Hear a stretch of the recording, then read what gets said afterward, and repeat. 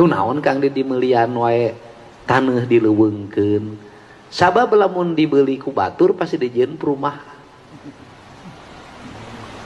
Lamun dibeli ku batur pasti dibangun engkena ngaheurinan ngaruksak ekosistem.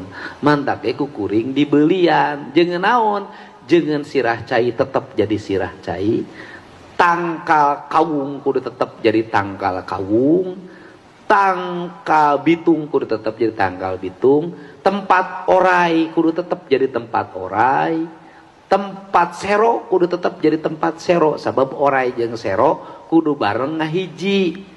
Lamun eta serona leungit orai na ngalobaan gitu. Bayawak kudu tetep aya sabab bayawak sok ngadaharan nog orai. Dan lingkungan ieu kedah kajaga manta ge sok digaleuhan teh tujuanana ngajagaan urang lemur supaya boga sirah cai, supaya henteu kapanasan, supaya tentrem ayem hirupna. Eta nu disebut ilmu karuhun.